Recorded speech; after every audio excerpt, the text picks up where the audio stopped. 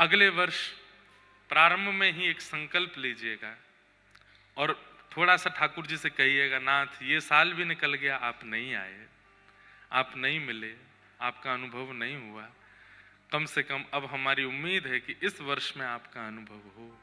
इस भाव से अपने भक्ति भाव में आगे बढ़िएगा। आप सबको हम बहुत बहुत प्रणाम करते हैं, बहुत बहुत वंदन करते हैं। कितने बालक, युवा, भाई, बंधु सब कुछ ना कुछ सामग्री लेके आते हैं, पर हम सब स्वीकार नहीं कर पाते, उसके लिए भी हम क्षमा प्रार्थी हैं। हम सबसे नहीं मिल पाते, उसके लिए भी हम क्षमा प्रार्थी हैं। पर आप लोग कथा के प्रति ऐसा ही उत्साह रखिए, ऐसी हमारी भावना है, ऐसी हमारी आप सबसे अभ्यर्चना है। आज कथा का श्रेष्ठम दिवस है और ठाकुर जी वृंदावन आ गए हैं, भगवान का वृंदावन आगमन हुआ है। वृंदावनम संप्रविश्य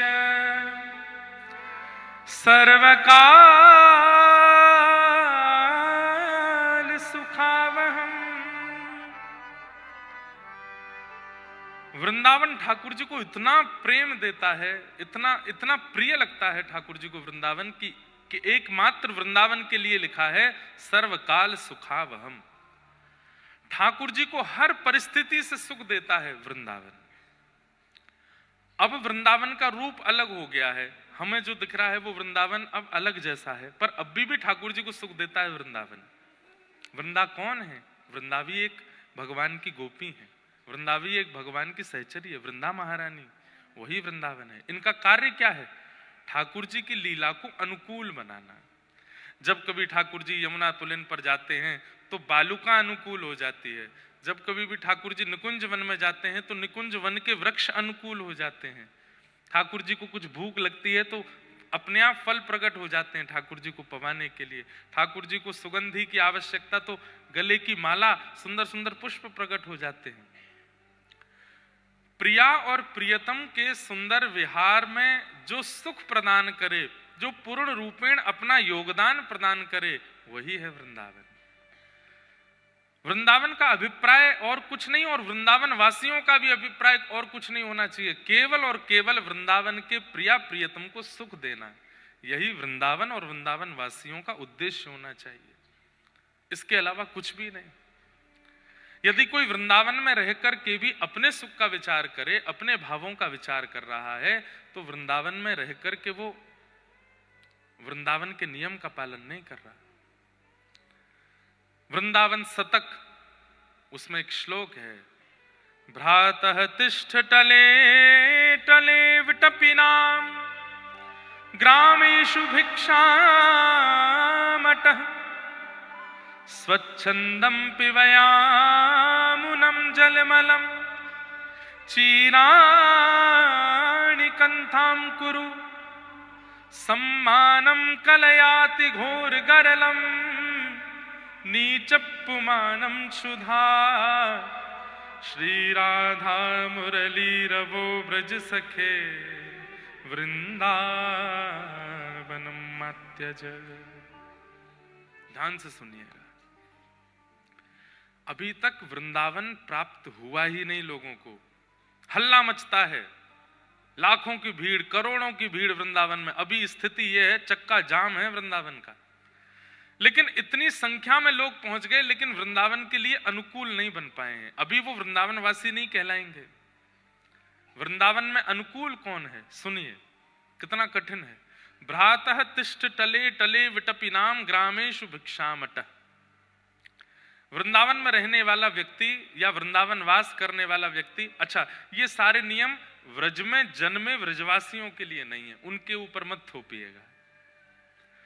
ब्रजवासियों के लिए ये सारे नियम नहीं है, ब्रजवासी अलग हैं, वो ठाकुर जी के हैं। वो तो अपने पूर्व में इतने तप कर चुके हैं कि उनका जन्म वृंदावन में हो गया। ये तो वृंदावन वास की इच्छा रखने वाले, वृंदावन जाने वाले लोगों के लिए नियम क्या होने चाहिए, ध्यान से सुनो। भ्रातः तिष्ठ टले टले विटपिनाम ग्रामेषु भिक्षामटः।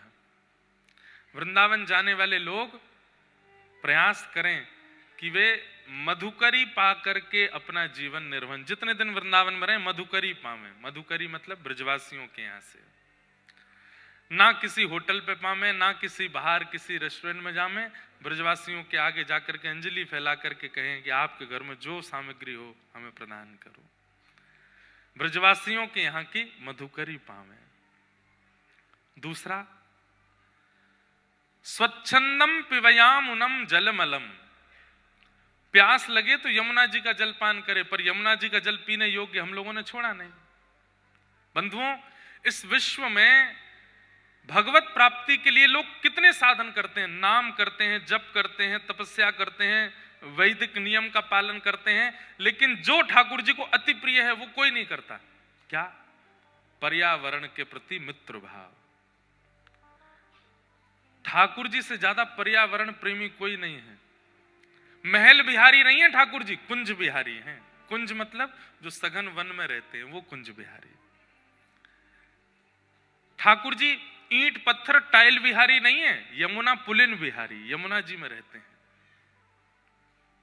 वो गिरिवरधारी हैं, पर्वतों का संरक्षण, वृक्षों का संरक्षण, यमुना जी का संरक्षण, जल का संरक्षण, मृद भक्षण लीला, मिट्टी का संरक्षण, पर्यावरण के प्रति कितने सजग हैं ठाकुर जी। पूरी कृष्ण लीला बाल्यकाल से लेकर के मथुरा तक अगर आप उठा के देखेंगे, ठाकुर जी ने केवल पर्यावरण का ही संग किया है। स्वर्ण का मुकुट नहीं पहनते ठाकुर जी वृंदावन में, रज लगाए घूमते हैं।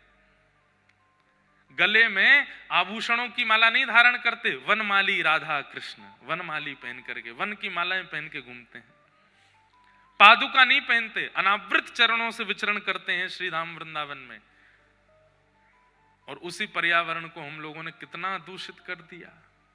ठाकुर जी को इतनी पीड़ा होती होगी वृंदावन में आज, कि जिस वृंदावन से हमने इतना स्नेह किया, जिसका नाम ही वन है, जिसका नाम ही वृंदा का वन है, उसको आज बिल्कुल वन नहीं छोड़ा। यमुना जी, आप जल पान नहीं कर सकते यमुना जी का, ऐसा यमुना जी का जल है। कभी कभी मुझे लगता है इतनी संख्या में लोग वृंदावन जा रहे हैं, इतना जप तप कर रहे हैं, फिर भी ठाकुर जी मौन क्यों बैठे हैं? क्योंकि ठाकुर जी कहीं ना कहीं नाराज है हमसे कि तुमने हमारे वृंदावन को कैसा कर दिया। हम वृंदावन के निवासी हैं, 28 वर्ष की आयु हो गई, कितने वर्ष हो गए मैं यमुना जी का आचमन नहीं कर पाया अभी तक। हम यमुना जी में स्नान नहीं कर पाए। अपने ठाकुर जी का अभिषेक करना होता है ज्येष्ठाभिषेक पर, तो कटा पत्थर एक स्थान है हरिद्वार से आगे जाकर के, वहां यमुना जी आती, वहां से यमुना जल लाना पड़ता है। हमारे इतने युवा अगर एक साथ जुड़ जाएं, नाम भी करो, जप भी करो, लेकिन एक पहल चालू करो कि भाई वृंदावन को पुनः वृंदावन बनाओ। उसके लिए वृंदावन को जो प्रदान करना पड़े, हम ठाकुर जी के निकुंज को सजाएंगे तो ठाकुर जी हमारे जीवन को सजा देंगे, ठाकुर जी आनंदित हो जाएंगे। पर हमारी इच्छा तो ऐसी है कि ठाकुर जी बुरो बावड़ो से वृंदावन पढ़ो रे, आप तो हमें प्राप्त है जाओ। ठाकुर जी कह रहे हैं पहले मेरे निकुंज को तो योग्य बनाओ। इतनी संख्या में युवा अगर ठाकुर जी के पास पहुंच जाएंगे, ठाकुर जी कहेंगे अरे तुम सब क्षमतावान हो, तुम सब बुद्धिवान हो, तुम सब योग्य हो, लग जाओ ना मेरे वृंदावन को कुछ बनाने में, सबको स्वीकार करूंगा मैं, सारे दोष भुला करके सबको अंगीकार करूंगा। उस रास का अनुभव सबको ठाकुर जी करा देंगे, जिस रास का हम चर्चा सुनते हैं कथा में। पर मैं बहुत कभी कभी मैं ना, एक तो सबसे बड़ी बात है मुझे सरल सहज बोलना प्रिय है। मैं ज्यादा उग्र होके बोल नहीं पाता, ज्यादा ये पहल उठाना और रोडों पे आ जाना मैं चाहूं तो कर सकता हूं, और एक आवाज में मुझे पता है कि बहुत लाखों वृंदावन में युवा इकट्ठे हो जाएंगे, पर मेरे से होता नहीं है। मुझे लगता है मैं व्यासपीठ से आपको कह दूं, आप हृदय से समझ करके अपने आप संभल करके उस क्रिया को करो, क्योंकि मैं अगर लेके गया तो वहां पर भी वो सेल्फी पॉइंट बन जाऊंगा, मैं लोगों के फोटो का वो बन जाऊंगा, पैर छुपाने का, और फिर कुछ लोग कहेंगे बताओ ये भी इनका प्रोपोगेंडा है, ये कुछ है। वो सब मैं नहीं चाहता। मैं चाहता हूं आप अपनी बुद्धि विवेक से विचार करो, जरूरत पड़ेगी तो मैं आऊंगा आगे लेकर के सबको वृंदावन का कुछ करेंगे। वृंदावन मार्जन उत्सव होना चाहिए। इतने लोग वृंदावन जाते हैं, कई लोग कहते हैं हर महीने हम वृंदावन जाते हैं। मुझे लगता है कि ये साल में 12 बार जाते हैं। अगर ये 12 वृक्ष भी लगा करके वृंदावन में आ जाएं तो कितना बड़ा योगदान हो जाएगा वृंदावन को।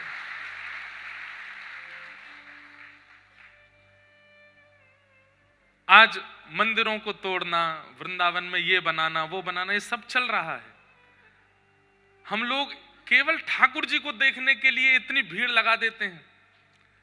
अरे ऐसा निकुंज निर्माण करो कहीं जाकर के कि ठाकुर जी मंदिर से वहां आ जाएं, वहीं उपस्थित हो जाएं, कोई आवश्यकता नहीं।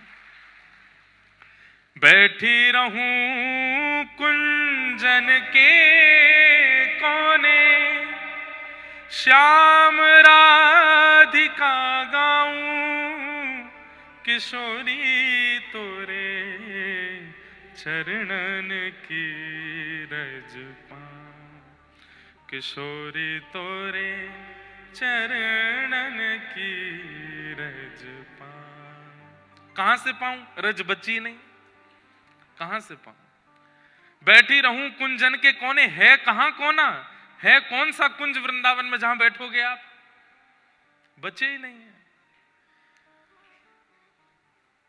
आज वृंदावन के पास वो ताकत है लोगों के जन समूह की कि वृंदावन जाने वाले वैष्णव कुछ ठान लें तो करके दिखा देंगे।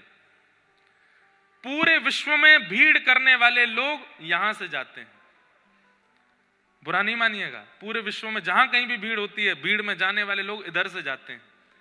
यहां हम ये करेंगे तो हमको ये मिल जाएगा, ऐसा करेंगे तो ये मिल जाएगा, ऐसे जाएंगे तो ये मिल जाएगा, ये चढ़ा देंगे तो ये मिल जाएगा।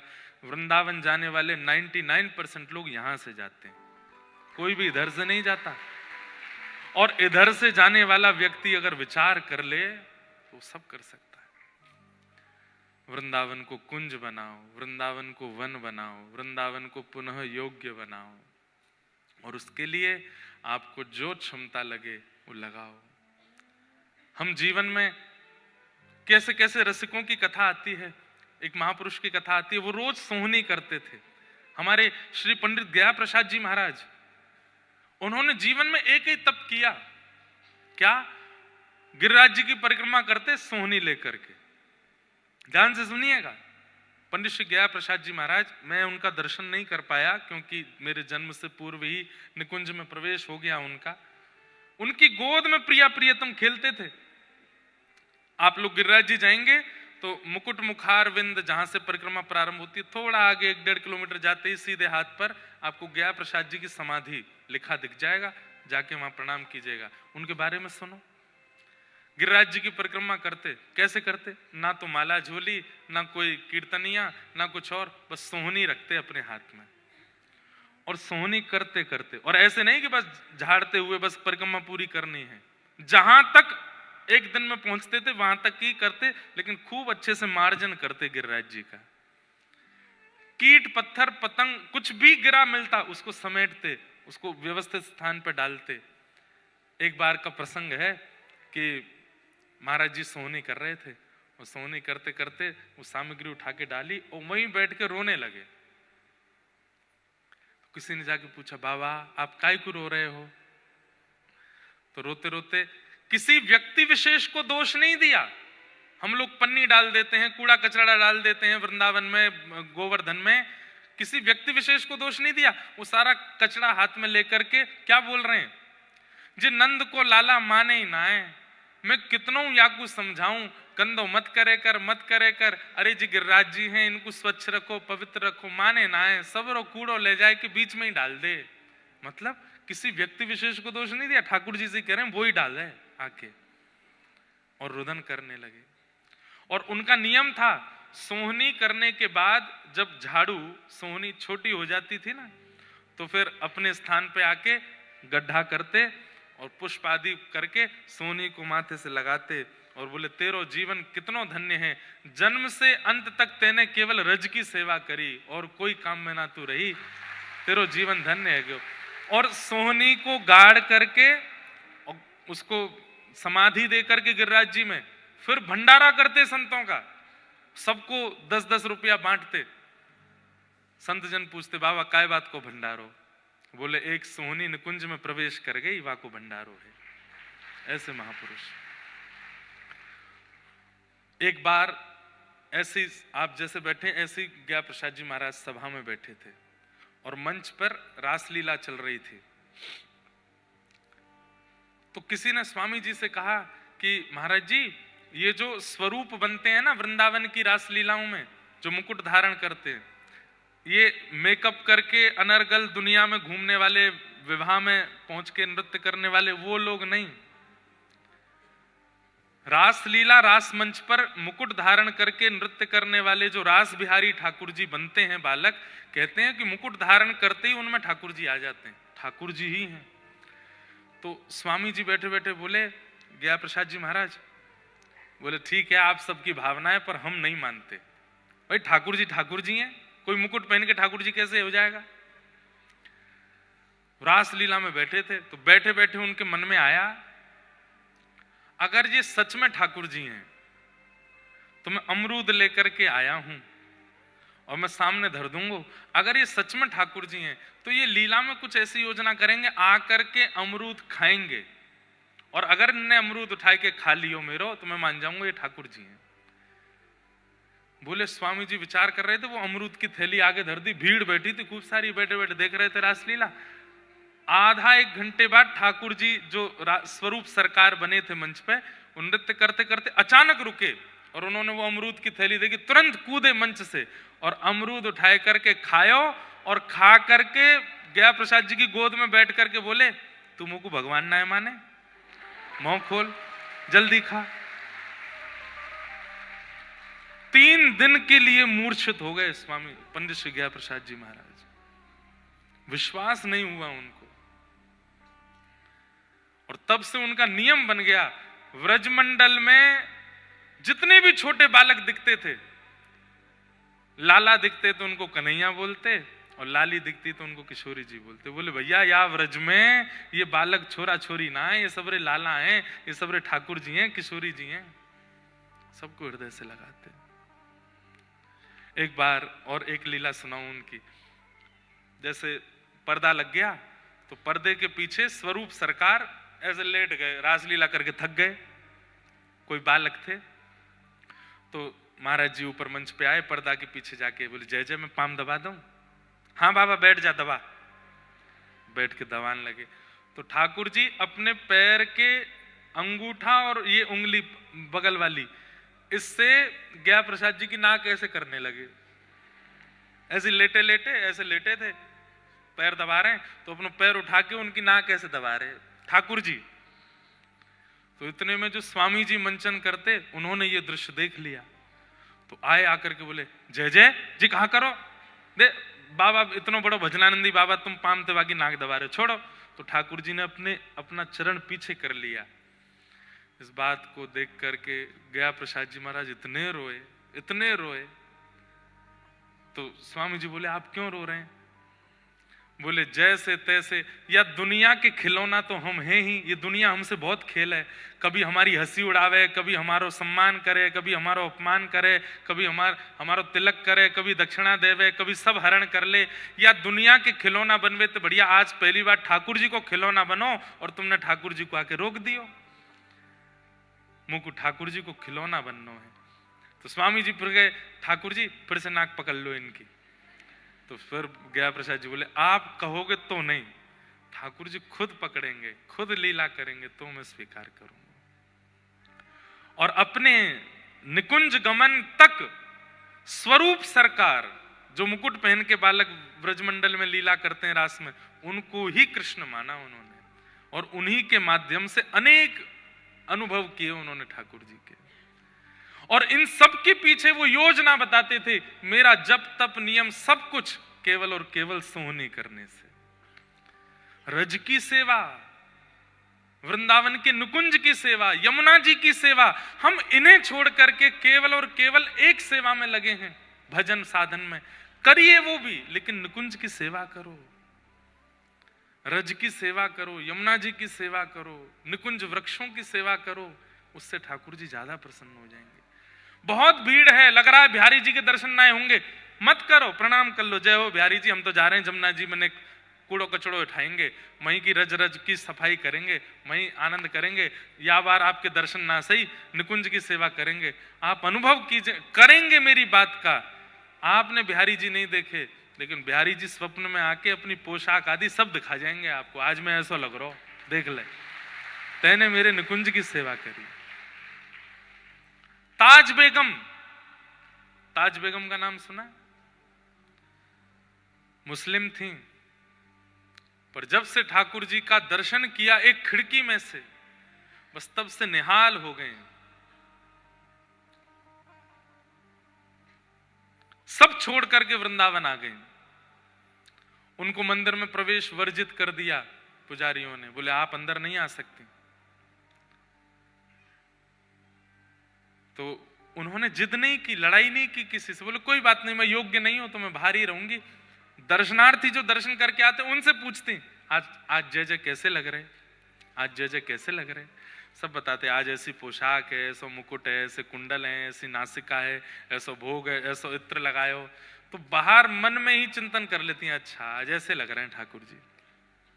करते करते करते एक स्थिति ऐसी बन गई कि ताज बेगम को अपने आप लगने लगा, आज नीली पोशाक होगी, आज ऐसा पाग होगी, आज ऐसे मोती होंगे, आज ये वाला इत्र लगा होगा। पहले ही मन में सोच लेती, और फिर दर्शनार्थी जो दर्शन करके आते हैं उनसे बोलती, आज ठाकुर जी ने नीली पोशाक पहनी है। बोले हाँ आज नीली है, तुमको कैसे पता? आज ये बताओ, मोतियों की माला है गले में? बोले हाँ। उसमें एक नग भी लगा है बीच में, उसमें 2 बाघ नग भी लगे हैं, तो लोग बाघों को लगा ये छुप के कहीं से देख लेती है, पर नहीं। स्थिति ऐसी हो गई कि ताज बेगम को मंदिर जाने को नहीं मिलता, तो ताज बेगम रज की सेवा करती थी, यमुना जी की सेवा करती थी, निकुंज वृक्षों की सेवा करती थी। उन सब की कृपा से ठाकुर जी ही उनको तरंग के माध्यम से अपना दर्शन करा देते थे। बोले तू मंदिर में मत आ, मैं तुमको बाहर ही करा दूंगा दर्शन। इसलिए भैया वृंदावन उसको पुनः निकुंज बनाना है। उसके लिए जो योजना बनेगी हमें करनी है। हम सब युवा भाई हैं, हम सब युवा हैं, हम लोगों में इतनी शक्ति है कि हम चाहें तो कर सकते हैं इस क्रिया को। आज भारत का इंफ्रास्ट्रक्चर इतना बढ़िया हो रहा है, भारत की एजुकेशन बढ़िया हो रही है, भारत में मंदिरों के नाम पर बहुत कुछ बनाया जा रहा है, बड़े बड़े रूप, आधुनिकता ज्यादा दिखाई जा रही है। पर वृंदावन आधुनिक नहीं है, वृंदावन सहज है, वृंदावन सरल है, वृंदावन सामान्य है, उसको वैसा ही बनाना है। करेंगे कुछ ना कुछ पहल अगले वर्ष, जिससे वृंदावन पुनः वृंदावन बने, पुनः वैसा बने। अड़चने आएंगी, रुकावटें आएंगी, खूब सुनना पड़ेगा, खूब दुनिया भर के हमको लांछन आदि भी लगेंगे, लेकिन भैया ये दुनिया तो बोलती रहेगी। ये दुनिया लांछन लगावे वो तो लगाती ही है, ये नहीं लगा मैं, बस ये प्रसन्न रहे, हमको और क्या चाहिए।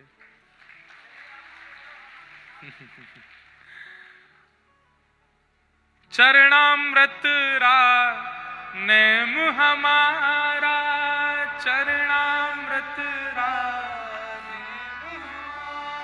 मैं तो नित उठ दर्शन पासूं, मैं तो नित उठ दर्शन पासूं। मैंने गाया नहीं था, पहले दिन एक पंक्ति गाई थी, आज गा देते हैं। मैं तो गोविंद रा गुण गासूं, राणा जी रूठे तो मने काय कर से। मैं तो गोविंद रा गुण गासूं, राणा जी रूठे तो मने काय। एक बाईसा के शब्दों में अपना जोड़ने का कोई मन नहीं, पर मैं अभी कह दूं, मैं तो कुंज निकुंज बनासूं, राणा जी रूठे तो मने काय कर से। मैं तो कुंज निकुंज बनासूं, राणा जी रूठे तो मने काय कर से। मैं तो गोविंद रा गुण गासूं, राणा जी रूठे तो मने काय कर से। मैं तो गोविंद रा गुण गासूं, राणा जी रूठे तो मने काय कर से। हे राम नाम रा जहाज चला स्या, राम नाम रा जहाज चला स्या। हे राम नाम रा जहाज चला स्या, राम नाम रा जहाज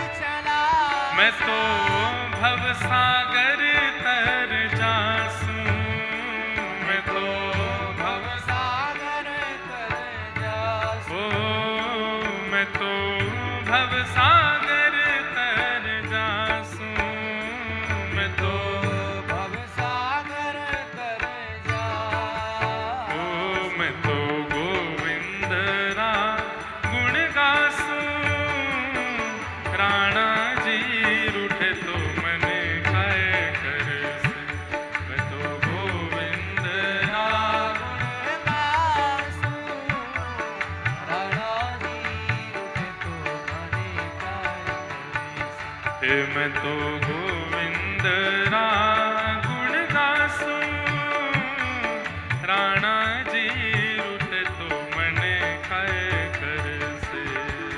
गोविंद रा गुण गासू, राणा जी रूठे तो। बोलो गिरधर गोपाल की जय।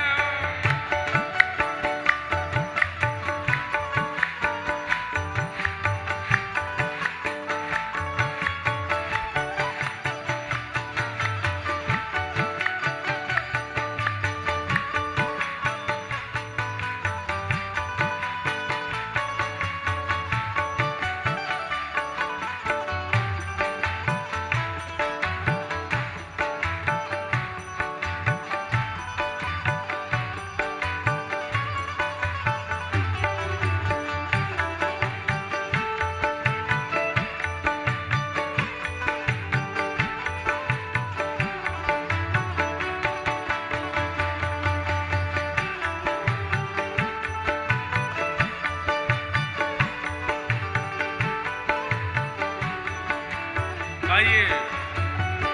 हे हरि मंदिर मां नृत्य करास्या, हरि मंदिर मां नृत्य करास्या। हे हरि मंदिर मां नृत्य करास्या, हरि मंदिर मां नृत्य करास्या। मैं तो घूंघरिया घम कास्यूं, मैं तो घूंघरिया।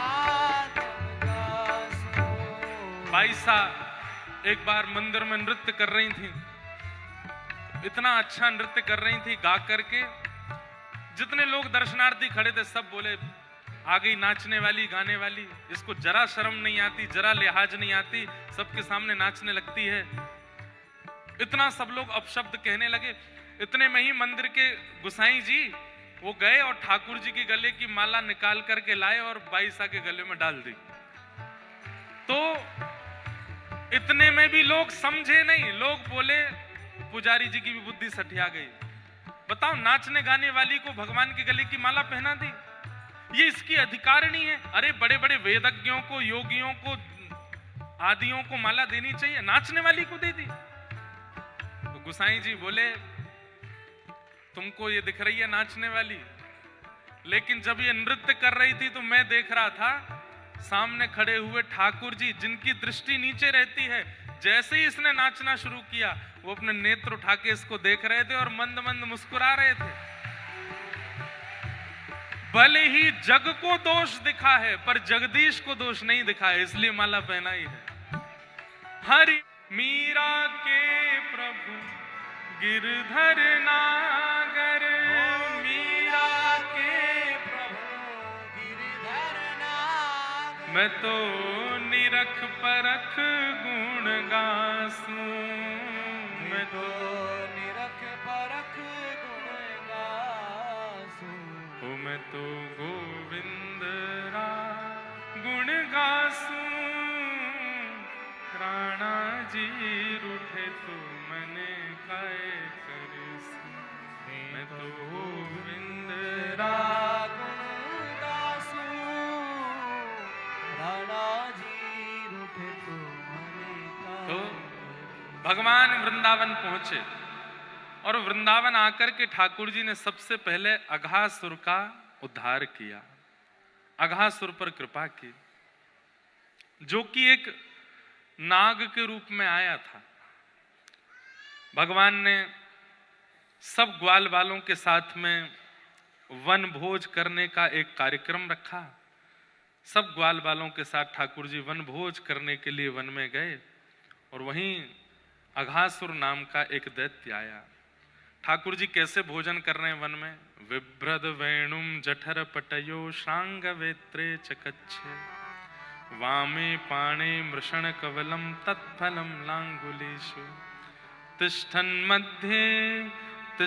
मध्ये स्वपरश्वहिदो हासे निर्मभिस्वे, स्वर्गे लोके विवशति भुजे यज्ञ भुक्बालके। ध्यान से सुनो।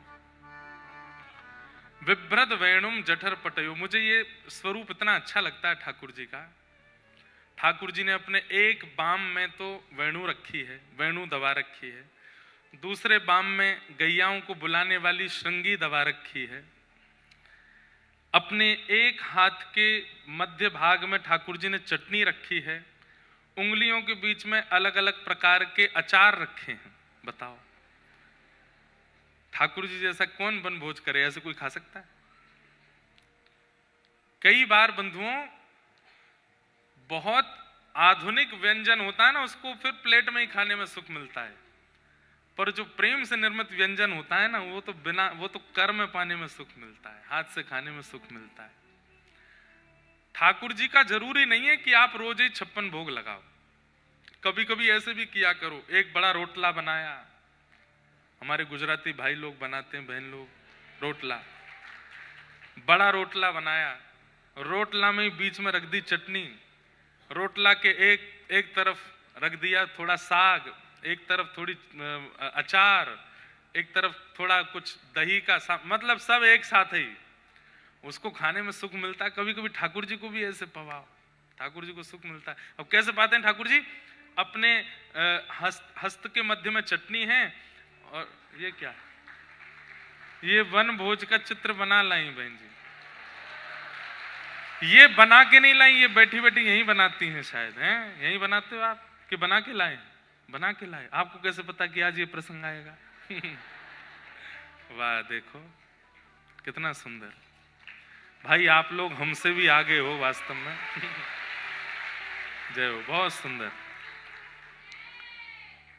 आज दधी मीठो मदन गोपाल, आज दधी मीठो मदन गोपाल, ऐसो दही हम कबहू न चाख्यो, ऐसो दही हम कबहू न चाख्यो, सुन गोकुल के नाथ, सुन गोकुल के नाथ, आज दधी मीठो मदन गोपाल, आज दधी मीठो मदन। अच्छा, ठाकुर जी के वनभोज लीला को क्या कहते हैं पता है? छाक लीला। क्या कहते हैं?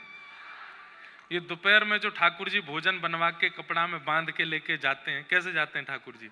आगे गैया, पीछे गैया, इत गैया, इत गैया, यहाँ पे ठाकुर जी की बंसी है, यहाँ ठाकुर जी की श्रृंगी है, एक छड़ी है हाथ में, वो छड़ियों से गैयाओं को नहीं हाँकते ठाकुर जी, वह छड़ी के उपल्ले भाग में एक पोटली है, वह पोटली में ठाकुर जी ने छाक धरी है, मोटे मोटे रोटला, अचार, चटनी आदि सब। आप क्या बना लाई? पोटली। वाह, सब देखो बिल्कुल तैयार, सब सामग्री तैयार करके लाते हैं। वाह भैया, ये देखो।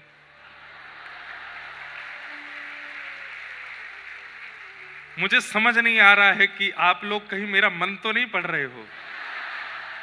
ये कैसे पता आपको? ये तो मेरे को बोलना ही नहीं था, अचानक बोलने लगा मैं।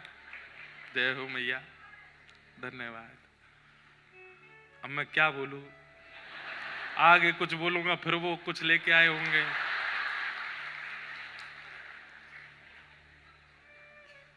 हमारे एक मित्र हैं, वो पर्चा तो बनाते हैं, अब उनको हम बोल देंगे कि भाई हमारे बंबई के वैष्णव जो हैं ये पर्चा नहीं बनाते, ये तो प्रैक्टिकल लेके आ जाते हैं, कथा में जो भाव कहना है वो इनके पास ऑलरेडी होता ही है।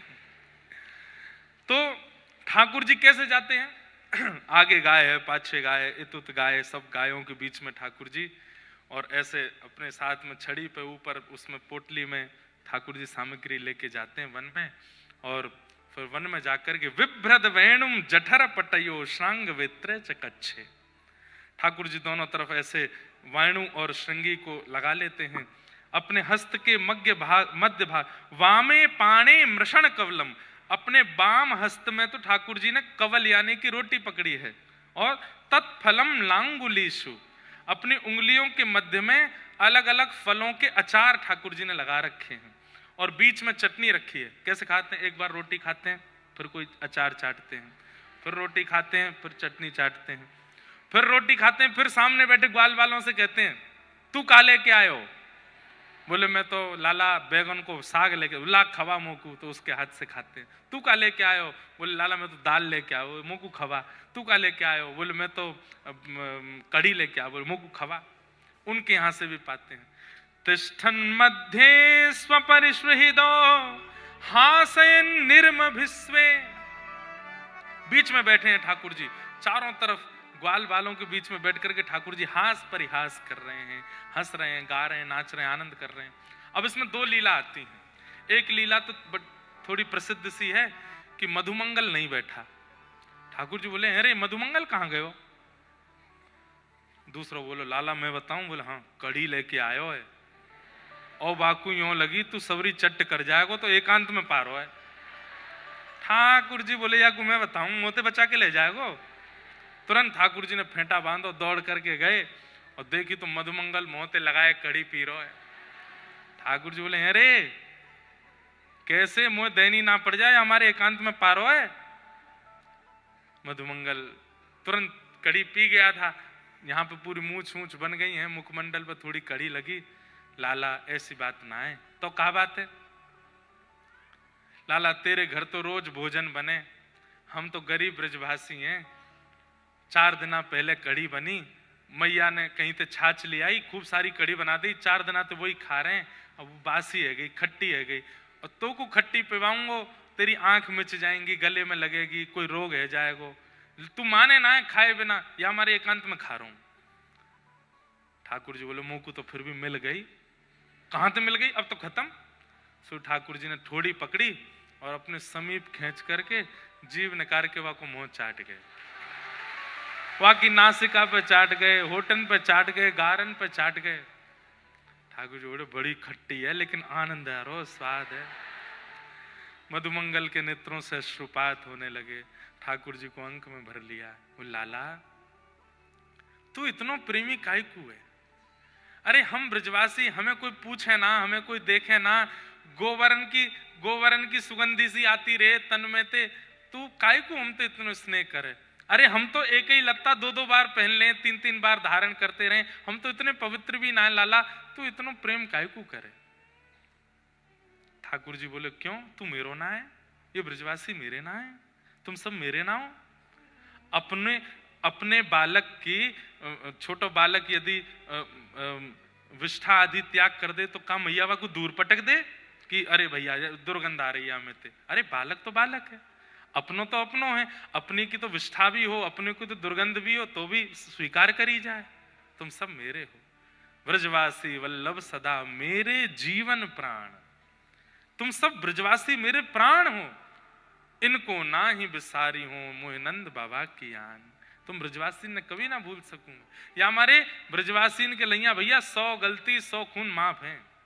ब्रजवासी ठाकुर जी उनसे नाराज ना हूं मैं। क्यों? ब्रजवासी मेरे प्राण है। लेकिन ब्रजवासी को भी विचार करना चाहिए कि ऐसे ही नहीं कि ठाकुर जी ने प्राण कह दी तो हम कछु भी करें। ठाकुर जी के अनुकूल रहना चाहिए। एक लीला तो यह है। दूसरी लीला क्या है जो हमारे अष्ट सखाओं ने वर्णन किया, जो पद में गा रहा था, आज दधि मीठो मदन गोपाल। ठाकुर जी अपने गोद में घड़ा लेके दही को और वहां में से निकालें और सब ग्वालान को दे रहे हैं, लो दही खाओ। अब ठाकुर जी के हाथ को दही, अब जैसे एक को दे दें तो दूसरा आ रहा है, तो दही को स्वभाव है कि पूरी पूरी ना निकल जाए, एक रह जाए ना हाथ में, तो दूसरा दही निकालवे तो पहले ठाकुर जी चाट ले और स्वयं भी खा रहे हैं, दूसरे को भी खवा रहे हैं। आपुन खात खवात सबन को, ऐसे हमारे गोकुल के नाथ। तो जब ठाकुर जी स्वयं पाते हैं तो उनका अधरामृत लग जाता है और अधरामृत के साथ फिर दही लेकर के जैसे देते हैं तब तो सब ब्रजवासी कह रहे हैं ऐसो दही हम कबहू ना चाखो सुन गोकुल के नाथ। आज तो बहुत जोर का है। अब तो महाराज भीड़ लग गई, सबरे ग्वाल बालन की हमू खाएंगे। इतने में वो मटका को दही सबरो खत्म है गो। 5-6 ग्वाला बच गए। लाला जी तो गलत बात है, सबरो दही तो खत्म है गो, अब कहा करें। और जो हाथ में भी थोड़ा बहुत हो वो भी ऐसे पूरा ले करके जो बचो भयो वो भी कोई को दे दियो। अब 2-4 कहीं कहीं हाथ में लगो भयो है, यहाँ तक ठाकुर जी के सने हाथ सब निकाल के ठाकुर जी बांट चुके, थोड़ा बहुत रह गो, 5 ग्वाला रह गए। तब ठाकुर जी ने कहा कियो, जो नहीं पायो सुनो मेरे भैया, जिनको नहीं मिलो दही इतकू आओ। अब जिनको मिलो वो तो ठेंगा दिखा रहे हैं, अरे तुमको नहीं मिलो हमको तो मिल गो। और जो नहीं पायो सुनो मेरे भैया इतकू आओ, मेरी हथेली चाट लो, मेरो हाथ चाट लो, जहां जहां तुमको नेक नेक दही मिले सब चाट लो। तो ठाकुर जी को हाथ लेके एक उंगली एक चाट रहो, दूसरो चाट रहो, यहाँ ते चाट रहे, सब जगह ते ठाकुर जी के हाथ को चाटन लगे। ब्रजवासी के नेत्र सजल है कि देवता आकाश में खड़े खड़े सोच रहे हैं, अपवित्र पवित्रो वा सर्वावस्थांगतो वा यस्मरेत पुंडरी काक्षम सवाई अभ्यंतर सुचि। हम लोगों को इतनी पवित्रता का विधान बता रखा है, सुबह नहाओ, दोपहर में नहाओ, रात्रि में फिर नहाओ, मौन रहो, मेरा भोग बनाओ तो मुख पे पट्टी बांध करके बनाओ, और बिना नहावे धोए भीतर मत आना। और कई मंदिरों में तो नियम है कि वस्त्र गीले करो, गीले वस्त्र ही पहन के सेवा में जाओ, अपरस में सेवा करो। हमारे लिए इतने नियम, और ब्रजवासी तो हम कह रहे हैं चाट जाओ, और वह मधुमंगल के मुंह पे लगी कड़ी चाट गए। हमारे लिए इतने नियम और इन ब्रजवासियों के लिए कुछ भी नहीं। तब ब्रह्मा जी बोले बात ये नहीं है। बोले तो बात ये है कि ये कृष्ण ही नहीं है, ये कोई भैलू पिया है। भैया ठाकुर जी नहीं छोड़े लोगन ने, ठाकुर जी पर भी संशय कर लिया। बोले ये भगवान है ही नहीं, ये भगवान नहीं है। अरे ये कोई भगवान की लीला होती है?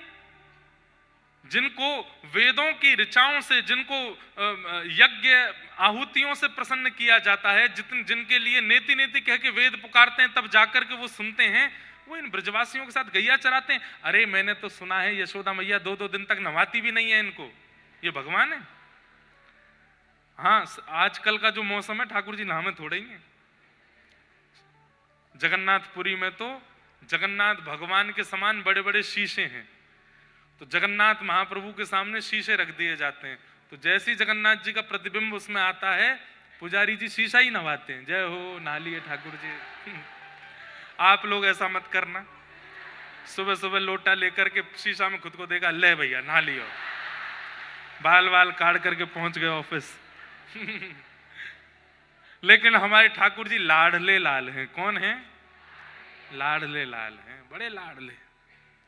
हमारे वृंदावन में श्री राधारमण जी, राधा वल्लभ जी आदि में ठाकुर जी के होती है, ठाकुर जी को नित्य थोड़ा थोड़ा जल से स्नान करा देते हैं, फिर उसके बाद जो ऐसे वस्त्र होते हैं इसको कोसे पानी, गर्म पानी से न गीलो करके ठाकुर जी के ऐसे पहुंच देंगे, हाथ पाम सब है गए, ठाकुर जी नहा लिए, बस याते ज्यादा नहीं, जाड़ो लग जाएगा, नेक्स्ट सो लाला है। छोटे बच्चे वैसे भी सर्दियों में कभी कभी नहाते हैं, ऐसे हमारे लाल जी हैं। तो ब्रह्मा जी बोले मैंने तो सुना है यशोदा मैया 2-2 दिन नहाती भी नहीं है इनको। और चोरी करना ये परमात्मा सिखाते हैं, और इस प्रकार से ग्वाल बालों के संग गैया चराना, उनके गोबर में लौट जाना, उनके मुख से जो है स्पर्श करके, ये भगवान नहीं हो सकते। तुम देवताओं मेरी बात मान लो, ये भगवान है ही नहीं। तो सब देवता बोले ब्रह्मा जी क्या करें फिर, कैसे पता करें कि ये भगवान है कि नहीं? बोले रुको, इसके सारे ग्वाल बालों को मैं हरण करके लाता हूं। ब्रह्मा जी नीचे आए, ठाकुर जी हस्त प्रक्षालन करने के लिए यमुना जी में गए थे। एक पंढरपुर में गोपाल काला होता है, जो लोग पंढरपुर जाते होंगे उनको पता होगा गोपाल काला। और महाराष्ट्र में वारकरी वैष्णव जब कोई उत्सव करते हैं तो उसके विश्रांति में गोपाल काला, तो एक प्रकार से उसको रास कहते हैं, गोपाल काला। और उसके बाद फिर वो हंडी में कुछ पाते हैं, मुझे नाम नहीं याद आ रहा, क्या बोलते हैं उसको, हंडियों में चावल, क्या दही हंडी में, उसमें दही होती है, उसमें चावल होते हैं, चिवड़ा होते हैं, और बहुत सारी सामग्री होती है, पूरा सब अलग अलग लेके आते हैं, सबको मिला करके फिर सब लोग उसको पाते हैं। पंढरपुर में भी ठाकुर जी ने गोपाल काला किया, रास किया, और उसके बाद में वो हंडी से सब पाए, तो कहते हैं उसमें देवताओं को बैठने नहीं दिया, जो ठाकुर जी ने पाया, क्योंकि एक साथ ही सब लोग पा रहे थे, सब एक दूसरे को पवा रहे थे, एक दूसरे के हाथ से पा रहे थे। तो कहते हैं देवताओं को वहां आने नहीं दिया। तो कहते हैं कि देवता चंद्रभागा नदी में मछली बन करके पहुंच गए। बोले क्यों? बोले खाने के बाद हाथ धोने तो आएंगे, तो जब हाथ धोएंगे तो जो बचेगा हाथ का वो हम पालेंगे। तो ठाकुर जी जैसे ही हाथ धोने पहुंचे, देखा मछलियां नहीं है, ये सबरे 4 मुंह वाले 3 मुंह वाले सबरे देवता हैं। ठाकुर जी बोले सुनो, हाथ मत धो। बोले तो क्या चाट लो हाथ को, इनको मिलना ही नहीं चाहिए। ये सब प्रेम की वस्तुएं हैं बंधुओं। इन प्रेम की वस्तुओं में कौन पहुंचा? ये गोपाल काला लिया है क्या? क्या बनाया है? अच्छा, वो चाट रहे हैं। वाह, अद्भुत हो भैया सब। तो ब्रह्मा जी आए और भगवान के ग्वाल बालों का हरण करके ले गए। ठाकुर जी लौट के वापस गए तो देखा एक भी ग्वाल बाल नहीं है। ठाकुर जी ने मन में विचार किया कहां गए सब।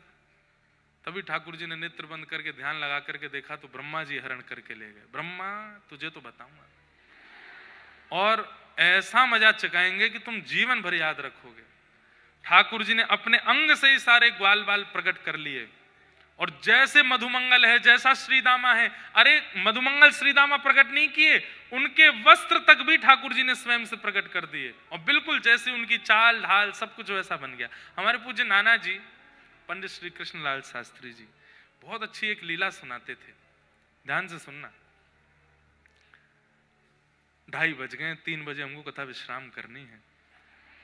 नहीं, सुनो सुनो सुनो, आज जिस सभागृह में आप बैठे हैं ना, इनका उत्सव है, इसी वजह से सुबह कथा हो रही है। नहीं तो संडे है, आज तो और बढ़िया आराम से करते, देर तक करते। लेकिन क्या क्या चीज? मरीन ड्राइव की अनुमति नहीं दी है। बोले आप लोगों के संग बड़े उपद्रवी श्रोता हैं, इस समुद्र में कूद काद जाएंगे। तो प्रशासन ने हमको कहा कि मरीन ड्राइव पे कीर्तन अभी मत करो, अगली बार करना। तो हमने कि ठीक है। सुनो कथा सुनो। क्या बता रहा था मैं? हाँ हाँ, तो हमारे नाना जी एक प्रसंग सुनाते थे कि ये लीला भी एक कृपा है। रास बिहार में असंख्य गोपियों के संग रास किया ठाकुर जी ने, और असंख्य लोगों ने उस पर प्रश्न उठाया कि परमात्मा होकर के पर स्त्रियों के साथ नृत्य कैसे कर सकते हैं।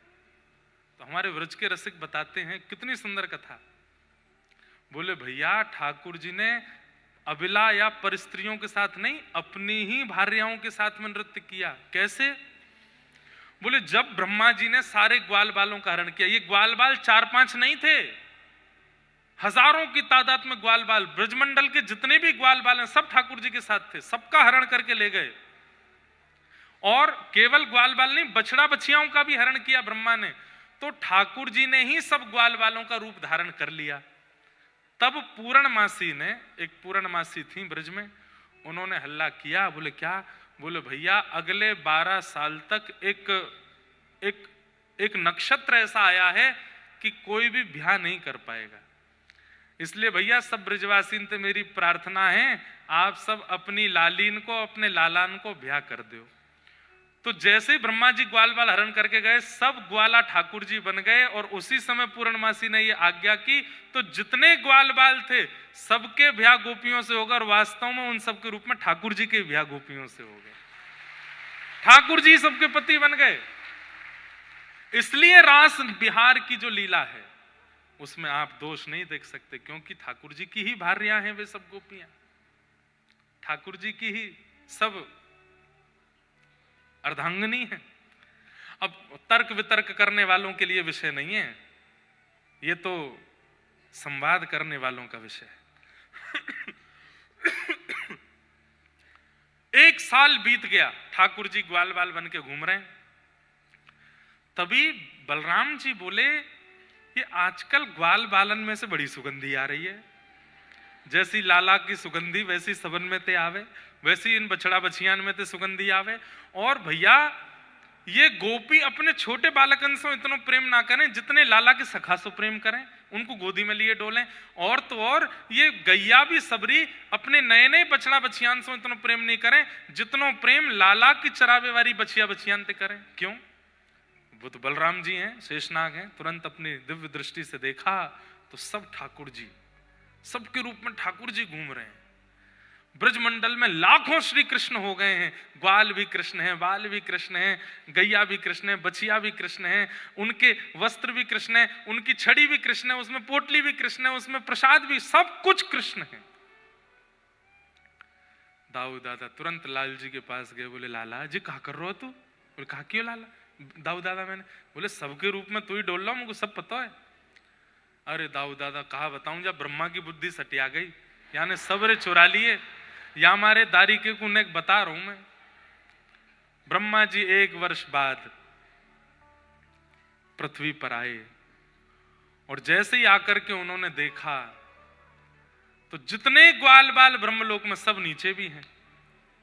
ब्रह्मा जी बोले एक जैसी दूसरी कृति बनाने की क्षमता मुझे ब्रह्मा में भी नहीं है।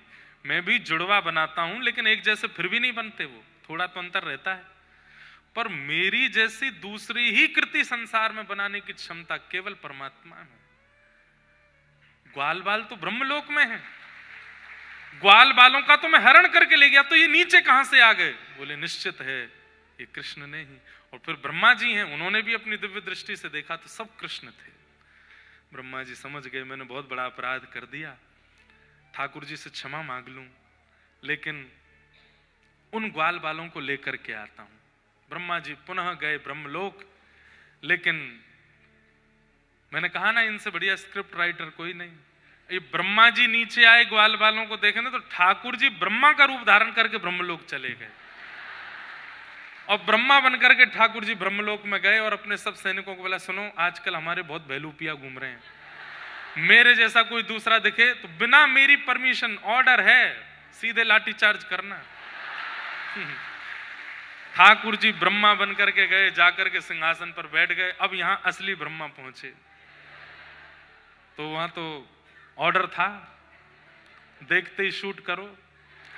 ब्रह्मा जी के पीछे डंडा लेके भागे सब, बोले बहलूपिया। ब्रह्मा जी बोले मैं ब्रह्मा हूं, मैं चाह जाऊं तो वो कर दूंगा, ये कर। बोले तू कुछ नहीं करेगा, ब्रह्मा तो हमारे भीतर बैठे। तो ब्रह्मा जी बोले भैया कौन है भीतर? बोले ब्रह्मा है। बोले मुझे दर्शन कराओ। बोले पहले बता तू नकली है ना? बोले हाँ मैं नकली हूं, मैं नकली हूं, मैं बहलूपिया हूं। लेकिन बंधुओं इतनी सुंदर स्तुति गाई ब्रह्मा जी ने। ठाकुर जी के पास गए, भगवान शंख चक्र गदा पद्म धारण करके बैठे हैं। सबको तो वो ब्रह्मा के रूप में दिख रहे थे, लेकिन ब्रह्मा जी को नारायण के रूप में दिख रहे थे। ठाकुर जी बैठे क्रोध में। ब्रह्मा जी ने कहा नो मिड्यते भ्रभुपुषे टडिदम बराय गुंजावतम सपरिपे छल सन्मुखाय वन्यस्त्रजे कवलवेत्र विषाण वेणु लक्ष्मश्रिये मृदुपदे पशुपांकजाय।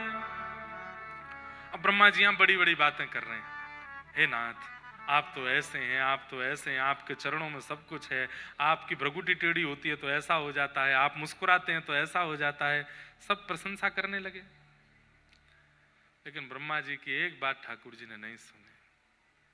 ठाकुर जी ब्रह्मा जी की बात बिना सुने और बिना प्रत्युत्तर दिए मौन होकर के वहां से चले गए। बंधुओं जीवन में कभी ऐसा कृत्य हमसे ना बन जाए कि ठाकुर जी हमसे मुंह मोड़ लें।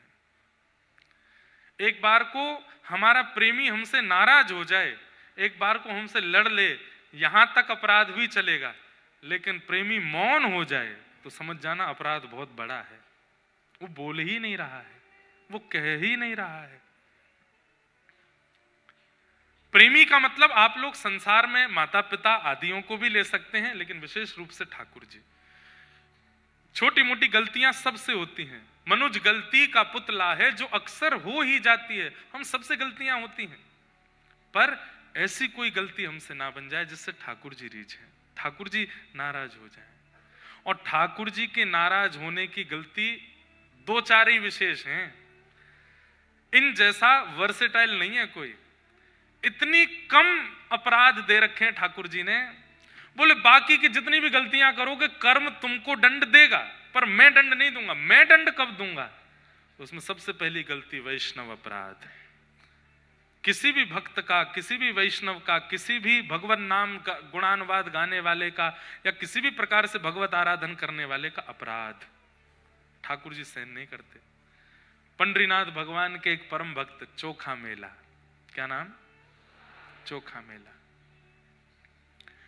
दो दंपति ब्राह्मण पंडरीनाथ भगवान का दर्शन करने के लिए जा रहे थे और साथ में आम लेकर के जा रहे थे। पंडरीनाथ भगवान को भोग लगाएंगे। सबसे भारत में सबसे सरल ठाकुर जी हैं हमारे श्री विट्ठल भगवान। सबके लिए द्वार खोल के बैठे हैं ठाकुर जी। तो आम लेकर के गए दो विप्र दंपति। इतने में ही बीच में ही एक साधु आ गए और साधु आकर के बोले, अरे दंपति आप कहाँ जा रहे हैं? बोले हम पंडरीनाथ जी का दर्शन करने जा रहे हैं। बोले अच्छा, आपके झोले में कुछ प्रसाद की सामग्री है क्या? मुझे बहुत तेज भूख लगी है, कुछ पवा दो। तो दोनों पति पत्नी बोले कि अभी ठाकुर जी का भोग नहीं लगा है, ठाकुर जी का भोग लगा दें, अर्पित कर दें, उसके बाद आपको दे देंगे। बोले मैं तब तक रुक नहीं पाऊंगा, मुझे बहुत तेज भूख लगी है, जल्दी कुछ दो ना। तो पति ने पत्नी से कहा, संत साधु के रूप में ही विट्ठल को देख लो, खवा दो। और आम दिए। अब वो आम चौंखें और चूस चूस करके थोड़ा सा उसमें बच जाए और उसको फिर से झोला में डाल दें। वो दोनों कहेंगे, अरे एक तो आम चूस रहे हैं, फिर आधे अधूरे झूठे इसमें डाल रहे हैं, विट्ठल के भोग के लिए ये सामग्री, इसको पूरा झूठा कर रहे हैं। फिर दूसरा आम लें, उसको चौंक के फिर डाल दें, तीसरा आम लें, ऐसे 4-5 आम जल्दी जल्दी उन्होंने चौंक करके डाल दिए। पति ने कहा कोई बात नहीं, साधु हैं, पता नहीं किस भाव में होंगे, 2-3 आम अभी साबुत बचे, इनको धो के हम विट्ठल को चढ़ा देंगे, चलो। साधु वहां से चले गए। दोनों दंपति आगे गए तो अचानक से वो थैला इतना भारी हो गया। पत्नी बोली पता नहीं इतना भारी थैला हो गया है, उठ ही नहीं रहा मुझसे, आप थोड़ी सहायता कराओ। उन्होंने भी उठाया। बोले इतना भारी कैसे हुआ? जैसे खोल के देखा तो एक छोटा सा बालक उस थैले के भीतर था। वो साधु कोई और नहीं थे, साक्षात पंडरीनाथ भगवान थे। और वे ही आम चौंक चौंक करके अपने अधरामृत से उसमें एक बालक अर्पित करके गए। भगवान ने जिनको चोख करके प्रदान किया उन्हीं का नाम पड़ गया चोखा मेला। ऐसे चोखा मेला जी प्रकट हुए। लेकिन उन दंपति ने विचार किया, समाज संसार क्या बोलेगा, सबसे बड़ा रोग क्या कहेंगे लोग। बोले दुनिया को कैसे हम उत्तर देंगे कि ये बालक कहां से आया? घर परिवार के लोग तो जानते हैं कि मैं गर्भवती नहीं हूं, और अचानक से इस बालक को लेकर घर जाऊंगी तो क्या कहेंगे, कैसे बताएंगे हम कि ये बालक कैसे आया? पति ने कहा जिन्होंने दिया वो ही रक्षा करेंगे, और एक वृक्ष के नीचे उस बालक को छोड़ दिया। वहीं कोई दंपति थे, ब्राह्मण नहीं थे, वो सामान्य थे। तो ठाकुर जी का दर्शन करके वे ठाकुर जी से पुत्र की कामना कर रहे थे कि हमें एक संतान प्राप्त हो जाए, नाथ कृपा करो विट्ठलनाथ। तभी उनको रुदन की आवाज आई तो देखा वृक्ष के नीचे एक बालक है। उन लोगों ने कहा देखो मांगा ठाकुर जी, ठाकुर ने तुरंत दिया, चलो अब यही हमारा बालक। और उस बालक को वे ले गए अपने साथ। चरमकार थे माता पिता, खेती बाड़ी भी करते थे। बालक का नाम चोखा मेला पड़ा। या ऐसा कहें नाम तो उस समय कुछ और होगा, लेकिन बाद में जब इनका प्रकाश हुआ तब संतों ने इनका मूल नाम बताया कि इनका नाम तो चोखा मेला है। ये ठाकुर जी के प्रसाद से प्रकट हुए। धीरे धीरे बड़े हुए। पिताजी से विट्ठल भगवान की कथाएं सुनते थे। एक दिन उनके मन में आया कि दुनिया के लोग इतना प्रसाद चढ़ाते हैं, मैं क्या चढ़ाऊं? तो अपने खेत की ही सामग्री, अपने खेत में लगे हुए फलों को ही तोड़ करके बड़े भाव से, बड़े उत्साह से चोखा मेला जी अपने एक वस्त्र में सारे फल तोड़े, विठोबा को खिलाऊंगा, अपने हाथ से अर्पित करके आऊंगा। पहुंच गए। जैसे ही मंदिर पहुंचे, मंदिर में जाकर के ठाकुर जी के सन्मुख प्रसाद खोलने लगे तो कुछ पुजारी ने क्या कर रहे हो? बोले कि मैं प्रसाद लेके आया हूं ठाकुर जी का, अपने हाथ से पवाऊंगा विट्ठल को। बोले तू अधिकारी है, इतना पवित्र आत्मा है, इतना पवित्र जन्म है तेरा कि तू अपने हाथ से पवाएगा ठाकुर जी को? बोले तो इसमें क्या हो गया, सब सामग्री होती तो भूमि में ही है, अब भूमि में तो हर प्रकार की वस्तु होती है, वो तो पवित्र नहीं होती, ठाकुर जी फिर भी पाते हैं। तो मैं जीव हूं, मेरी पवित्रता अपवित्रता मेरे जन्म से कैसे हो सकती है। अच्छा जवान लड़ाता है हमसे, लोग बागों ने मार पीट करके चोखा मेला जी को भगा दिया और उनके फल की सामग्री भी बाहर फेंक दी। बोले तेरे हाथ का छुआ पंडरीनाथ नहीं पाएंगे, तू योग्य नहीं है।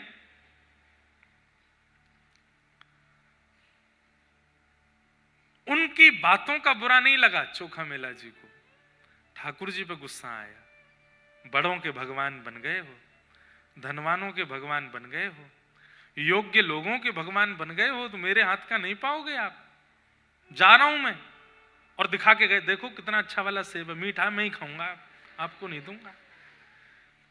किसी अन्य पर कितना सहज स्वभाव, ये केला देख रहे हो कितना बढ़िया, मैं खाऊंगा इसको, आपको नहीं खिलाऊंगा। ऐसा करते हो आप, अपने भक्तों के साथ इतना दुर्व्यवहार करते हो। ठाकुर जी को डांट करके थोड़ी देर लड़ झगड़ करके चोखा मेला जी चले गए। यहां लगी, इधर लगी थी, चोट लगी ठाकुर जी चोखा मेला जी को। रात्रि में बैठे बैठे बेचारे सिकाई कर रहे थे, अपने सब माता पिता से छुपा रहे थे कि इनको बताऊं ना कि मुझे आज मारा मंदिर में। पंडरीनाथ भगवान से देखा नहीं गया। रात्रि में बैठे थे, तभी सुंदर कस्तूरी की सुगंध आने लगी, सुंदर तुलसी की मालाओं की सुगंध आने लगी। आहा, दिव्य तेज जैसा दिखने लगा। चोखा मेला जी ने जैसे ही देखा, आहा, पुंडली कवरदा हरि विठल, श्री ज्ञान देव तुकाराम, श्री पंडरीनाथ भगवान की। मंदम मंदम चाल, कमर पर हाथ धर के ठाकुर जी मटक मटक के चल के आ रहे हैं। चोखा मेला ने जैसे ही देखा, देख करके प्रसन्न तो बहुत हुआ, लेकिन लड़ने लगा। क्यों आए अब? सुबह तो भगा दिया था, मार पीट के मुझको भगा दिया था। बड़े घरों में जाओ, बड़ी जात में जन्मे लोगों के पास जाओ, मेरे पास क्यों आ रहे हो आप? ठाकुर जी आए, आकर के चोखा मेला को हृदय से लगाया। जहां जहां चोट लगी थी वहां अपने हाथ से सहलाने लगे। बोले चोट लगी? चोखा मेला के तो नेत्र सजल। ठाकुर जी को इतने समीप से पहली बार और प्रत्यक्ष बोलते चलते फिरते ठाकुर जी देखे। 2-3 बार तो उसको मूर्छा जैसी आ गई। ठाकुर जी ने संभाला, अरे संभाल, ऐसे मत कर, आप सच में आए हो? बोले हाँ, मैंने सुबह बहुत डांटा आपको, मुझे क्षमा करना। कोई बात नहीं, सुन वो फल कहाँ है? तू बोल रहा था बहुत मीठा सेब है, बहुत अच्छा केला है, कहाँ है? खा गया क्या?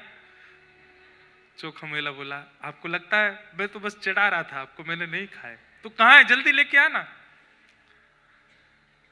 चोखा मेला लेकर के फल आए। पंडरीनाथ एक बार स्वयं पाते हैं और अपना ही पाकर के अपना प्रसाद अधरामृत चोखा मेला को खिलाते हैं। बोले मेरे पुजारी गंदे नहीं है, कुछ नियम बना दिए हैं इसलिए तो नहीं, मेरे को कोई मन में भाव नहीं आया। अच्छा हुआ उन्होंने पीटा मुझे, पीटा तो आप आ गए, नहीं पीटते तो आप आते। मेरे साथ कुछ व्यवहार ऐसा किया उन लोगों ने तो आप आ गए ना मेरे पास। मुझे बंधुओं देखो, सम्मान की इच्छा उसी को ज्यादा होती है जिसको अपमान का भय होता है, या फिर अपमान भी उसी का ज्यादा होता है जिसको सम्मान की बहुत इच्छा होती है। चोखा मेला जी को और किसी भक्त को सम्मान की इच्छा होनी ही नहीं चाहिए। उसका अपमान कितना भी करे दुनिया, उसको पता ही नहीं चलेगा। चोखा मेला जी ठाकुर जी अब पावे फिर पवावे, फिर पावे फिर पवावे। 2-3 फल पाने के बाद ठाकुर जी बोले, अच्छा चल अब बाकी की पोटली बना के मुझको दे दे। चोखा मेला बोले, सब पालो ना।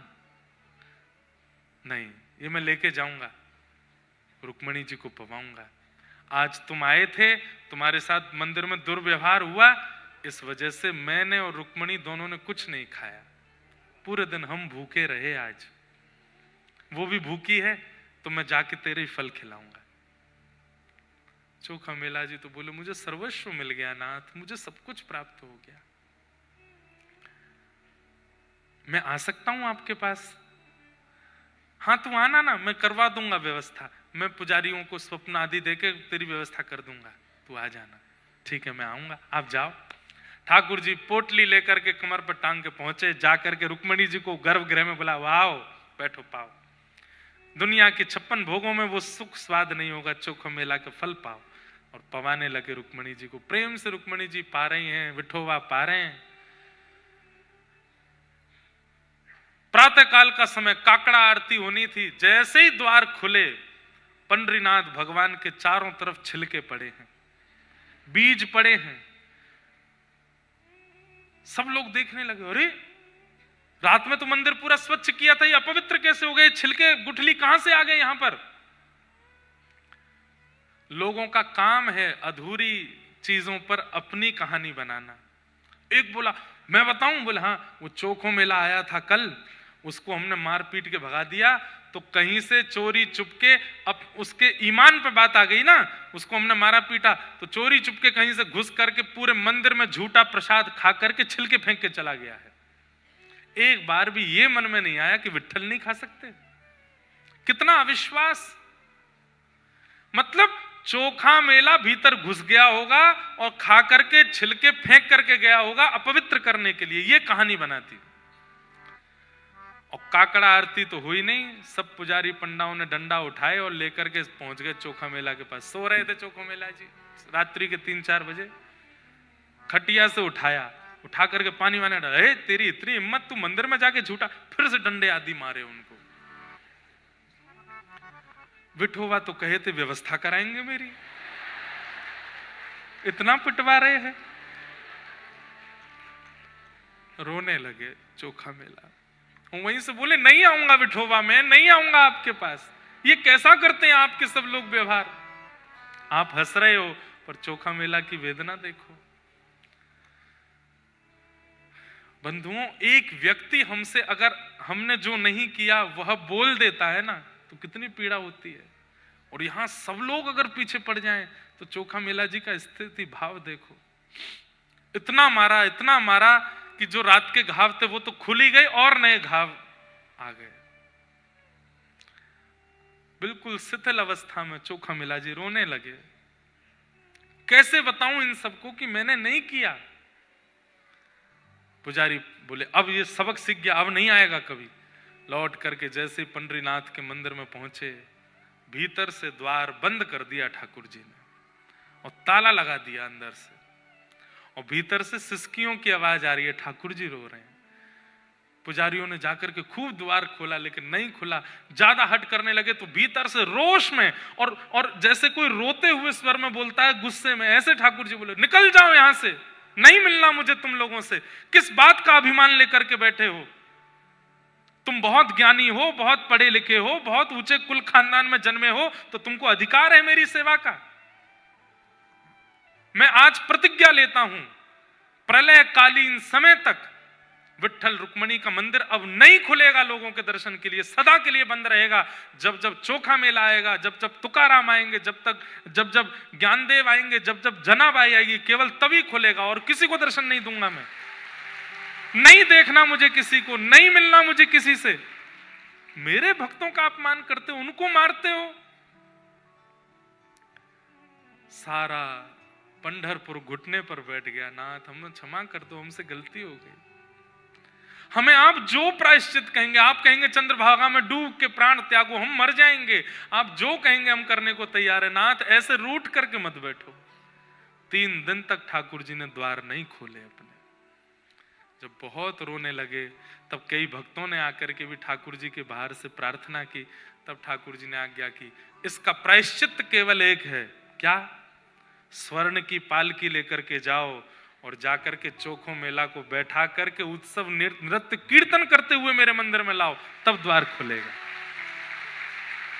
बंधुओं, आज भी उसी परंपरा के अनुसार, तब तो चोखा मेला जी आए, पर ठाकुर जी ने जब चोखा मेला आ गए तो द्वार खुल गए। ठाकुर जी ने हृदय से लगाया और उस दिन से ठाकुर जी ने नियम बना लिया, साल में वो एक तिथि आती है, पंडरीनाथ भगवान पालकी में बैठकर के चोखा मेला के गांव जाते हैं आज भी, और वहां जाकर के फल पा करके आते हैं, उनके गांव का फल लेकर के आते हैं। तो भैया कभी कुछ ऐसा मत करना जिससे ये रूठ है। कुछ भी ऐसा मत करना जिससे ये, और इसमें सबसे बड़ी बात है वैष्णव अपराध। ठाकुर जी रूठ गए हैं, इसका प्रमाण क्या है? ठाकुर जी रूठ गए हैं, इसका प्रमाण क्या है? कथा में अरुचि, कथा चल रही है और आपका मन नहीं लग रहा, आपको अरुचि हो रही है, उबासी आ रही है, मन कब वो पूरी जाए हम यहां से, मन नहीं लग रहा है। ये कथा के प्रति अरुचि, धाम के प्रति अरुचि, नाम के प्रति अरुचि, ये सब, और प्रसाद के प्रति अरुचि। आपके सामने प्रसाद रख दिया ठाकुर जी का, श्रीनाथ जी का प्रसाद, द्वारिकाधीश का प्रसाद, और आप पाते पाते इसमें तो नमक नहीं है, इसमें नींबू नहीं है, इसमें ये नहीं है।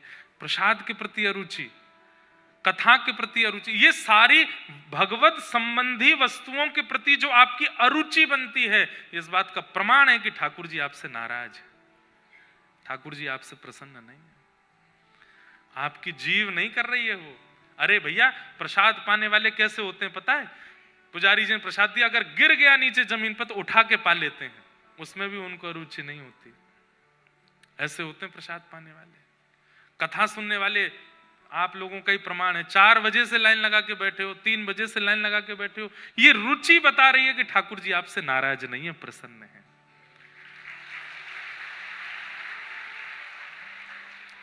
अरुचि बनना भगवत संबंधी वस्तुओं के प्रति, ये प्रमाण है कि ठाकुर जी आपसे नाराज है।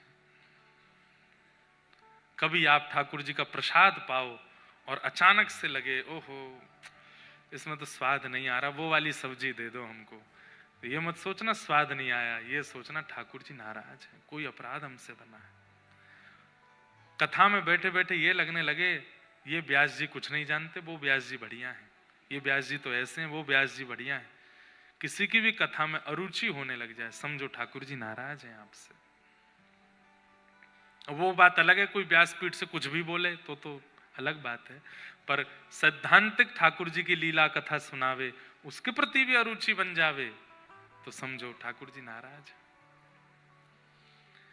और ठाकुर जी नाराज होकर के एक ही विधान करते हैं, क्या खूब धनवान बना देंगे आपको, ले क्यों मेरे से प्रार्थना मत करियो, मुझे सुनना ही नहीं तुझसे, खूब धनवान बन जा, खूब ये बन, ये संपत्ति ले, सब कुछ ले, जो चाहिए सब तेरे पास, मेरे पास आने की जब जब योजना बनेगी मैं काट दूंगा। यही ठाकुर जी की नाराजगी है।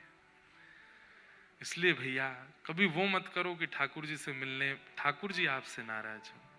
ब्रह्मा जी ने एक अध्याय में स्तुति गाई है भगवान की, लेकिन ठाकुर जी ने ब्रह्मा जी को क्षमा नहीं किया, और ठाकुर जी मौन होकर के वहां से चले गए। ब्रह्मा जी बोले इससे बढ़िया तो मेरे प्राण ले लो नाथ, आप मौन मत हो।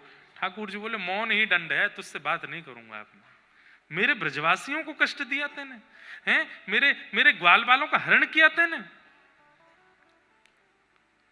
ठाकुर जी निकल गए, लौट करके सब ग्वाल वालों को लेकर के ठाकुर जी पुनः पृथ्वी पर पधारे। आगे ठाकुर जी की मधुर मधुर लीलाएं हुई, जिसमें एक बहुत सुंदर लीला ठाकुर जी की कालिया मर्दन लीला हुई, सबने सुनी है। तत्पश्चात भगवान के ब्रज में 2 बार आग लगी, दोनों बार ठाकुर जी पी गए। फिर वेणु गीत की कथा आती है, गोपियों के द्वारा गाया गया सबसे पहला गीत है भागवत में वेणु गीत। बहुत सुंदर है, इतना सुंदर है कि इस पर स्वच्छंद प्रवचन होना चाहिए। जिन लोगों को ठाकुर जी के श्रृंगार रस और प्रेम रस की बड़ी इच्छा रहती है, वैसे तो मैं कर चुका हूं एक बार, जयपुर में अकिंचन कथा हुई थी, आप लोग सुन सकते हो, सुबह 4 बजे से होती थी, उसमें हमने वेणु गीत पर प्रवचन किया था, एक बार उसको जरूर सुनिएगा। इसका मूल रूप ऐसा है कि गोपी ठाकुर जी गैया चराने के लिए वन में जाते हैं, और वन में जाके जैसे ही वेणु बजाते हैं तो गोपियों के कानों में जैसे ही वो वेणु की ध्वनि पड़ती है, नेत्रबंद होते ही किलोमीटरों दूर ठाकुर जी क्या कर रहे हैं उन गोपियों को घर में बैठे दिखने लगता है। ये वेणु गीत है। एक तरंग में गोपी बता रही है ठाकुर जी तो ऐसे, अब इसमें मेरा मन तो है कि बोल दूं, हाँ आप तो चाहते ही हो। गोप्यः किमाचरदयं कुशलं स्म वेणु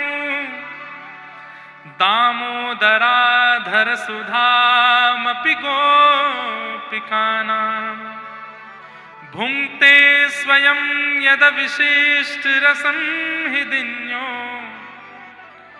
यस्यत्वचोश्रुमुमुचुस्तवनो यथार्या। बंधुओं, गोपियां कह रही हैं, अरे गोपी देख तो ये वंशी कितनी भाग्यशाली है। बोले क्यों? ठाकुर जी के अधर पर सोती है। जिन अधरों की कामना हम करती हैं उस अधर पर ये वंशी लेट जाती है। और तो और देख, ठाकुर जी इसके अपने कोमल उंगलियों से इसके सुंदर छिद्रों को आच्छादित करते हैं, अपने नासिका के मोती से इस पर छत्र रखते हैं, अपनी पलकों को खोल के बंद करके मानो इस पे पंखा चलते हैं। तब दूसरी गोपी कहती है, अरे वाह, वेणु ने तपस्या भी तो बहुत करी, बांस बन के खड़ी रही, धूप ताप सब सहती रही, एक ने आकर के बीच से काट दिया तो उस कटाक्ष को भी सहती रही, छील दिया तब भी सहती रही, सरिया से इसमें छेद किए तब भी सहती रही, इतना सहा है तब जाकर के ठाकुर जी का अधर मिला है। तो गोपियों को मानो एक गोपी कह रही है, ठाकुर जी को अति सामीप्य पाने के लिए या संसार को सहनो पड़े। और वेणु इस बात का प्रतीक है कि जो सहता है वही ठाकुर जी के अधर को प्राप्त करता है। हम गोपिन ने कहां सहयो है? कछु भी तो नहीं। हम वह वेणु की तुलना कैसे कर सकें? अरे वो कितनी सह करके आई है, वाह को विचार तो करो। अरे देखो तो ये वेणु के स्वर कैसे हैं? बोले क्यों? ये वेणु के स्वर पढ़ते ही हिरण्यो यानी कि हिरण जो घास चर रहे थे, हिरण जब घास चरता है तो इतना तन्मय हो जाता है कि कोई और कार्य हो रहा हो उसमें उसका मन नहीं लगता। लेकिन जैसे ही हिरण घास चर रहे थे, यहाँ पर गैया घास चर रही थी, तभी ठाकुर जी की वेणु की ध्वनि उनके कान में पड़ी तो कह रहे हैं कि घास मुख में लगी रह गई है, चबाना भूल गई हैं गोपियां, वो गैया और हिरण, और केवल कान उठा करके ठाकुर जी की वेणु सुन रहे हैं। एक गोपी बोली, अरे ने नीचे तो देख, सब गोपियों के नेत्र बंद हैं और किलोमीटरों दूर ठाकुर जी की लीला दिख रही है। एक गोपी बोली, ने नीचे तो देखो। बोले कहा, उन गैयान के थनन से दूध पी रहे हैं छोटे छोटे बछड़ा बछिया। एक बार को ये मान सके कि बछिया गैया को मन वेणु पे चलो जाएगो, हिरण को मन वेणु पे चलो जाएगो, ये तो छोटे छोटे बछड़ा बछिया हैं, मुंह में दूध रह गया है, मुख थन में लगा है। अरे ये छोटे छोटे बछड़ा बछिया भी कान उठा करके वेणु सुन रहे हैं, कैसी मधुर वेणु है कन्हैया की। एक गोपी बोली, अरे देखो तो, जैसे ही इन्होंने चरण रखे हैं गिरिराज जी के ऊपर, ये गिरिराज जी पर दिखने वाले जितने भी वृक्षवल्लरी पेड़ पौधे हैं, ये वृक्षवल्लरी नहीं है तो क्या है? श्री राम कृष्ण चरण स्पर्श प्रमोदः। जैसे ही राम कृष्ण यानी बलराम और कृष्ण ने अपने चरण रखे हैं तो गिरिराज रूपी किशोरी जी के हृदय के रोंगटे खड़े हो गए हैं, वही हमें वृक्षवल्लरी के रूप में दिखाई दे रहे हैं। तब एक गोपी बोली, अरे मैं जो देख रही हूं वो तो देखो। बोले कहा, ऊपर को देखो। बोले ऊपर कहा है? जहां जहां श्याम सुंदर चल रहे हैं वहां वहां एक बादल छत्री बना करके ठाकुर जी के ऊपर ऊपर चल लो है, ठाकुर जी के ऊपर छत्र बना करके चल रहा है, कहीं ठाकुर जी को अत्यंत धूप आकर के कष्ट प्रदान ना करे। सब गोपियां ठाकुर जी की मधुर उस लीला भाव का चिंतन कर रही हैं। एक गोपी बोली, अरे देखो तो ये कहा भयो। बोले कहा भयो? ठाकुर जी ने जाकर के दुनिया भर की सुंदर बेल लेकर के अपने कमर पे बांध ली, गले में माला बना के पहन ली, थोड़े कछु यहाँ पे घास लगा ली हैं, और देख दूर से गैयान को बुला रहे हैं, और निकुंज में बैठे ठाकुर जी को चारों तरफ से गैयान ने घेर लियो है। सब गैया जगह जगह अपनी जीभ निकाल करके घास खा रही हैं, बेल तोड़ तोड़ के खा रही हैं। ठाकुर जी को जीभ लग रही है, जोर से गुदगुदी रह रही है, और खिलखिल करके श्री श्याम सुंदर इधर उधर गिर रहे हैं, हंस रहे हैं, आनंदित हो रहे हैं। गोपियां कह रही हैं, एक बहुत सुंदर पद है, हम गोपी क्यों हैं? अरे हम भी गैया बन गई होती, हम भी मोर बन गए होते, वृंदावन क्यों ना भये हम मोर, वृंदावन क्यों ना भये हम मोर, वृंदावन क्यों ना भये हम मोर। गाइए, वृंदावन क्यों ना भये। बंदियों, कल कथा विश्राम है। कल भी कथा 12 बजे से ही करते हैं, यही समय ठीक है। आ जाओगे सब लोग? हाँ। कल कथा करके फिर हमें व्रज भी प्रस्थान करना है, तो आप सब लोग इसी समय आ जाना। कथा पूर्ण हो उससे पहले हम लोग ठाकुर जी से प्रार्थना कर लें, हे श्याम सुंदर वृंदावन क्यों ना भये हम मोर, वृंदावन क्यों ना